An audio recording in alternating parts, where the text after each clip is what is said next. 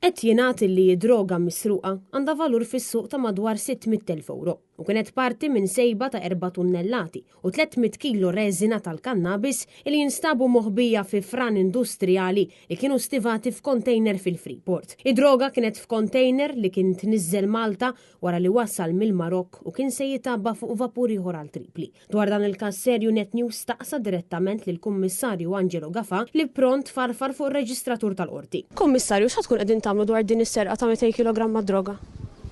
Naħseb kif ħriġna stqarrija l-bira li l-Pulizija tinvestiga l-każ u bdiet tinvestiga mill-bidunet. Iżda suppost kien hemm pulizija stazzjonat lemma dan il-kontejner? Hemm investigazzjoni għaddejjin, hemm inkjesta ministerjali u dal-istadju ma stax nagħtik iktar. Tixed tinkwieta mal-fatt li reġgħu nisserqu 200 kg droga. Il-Pulizija tinvestiga dik id-droga kienet hija responsabilità tar-Reġistratur tal-Qorti u investigazzjoni għaddejjin. Ma suppost kien hemm pulizija stazzjonat jew le? Min fejn ġibta dis-suppost? Tinsaqsik. Ja, dikha kienet ġewwa l-AFM, tajjeb ir-Reġistratur tal-Qorti għandu responsabilità ta' dik id-droga.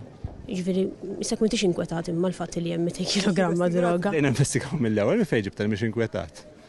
Allura x'għad tkun qegħdin tagħmlu? Tistenna l-investigazzjonijiet u Mhux tinvestigaw x'ittina nagħmlu f'dawn is-ċirkustanzi. Forsi bdiet tinvestiga malli ġiet informata bil-każ u qed tinvestiga taħt is-superveljanza tal-Maġistrat Inkwirenti.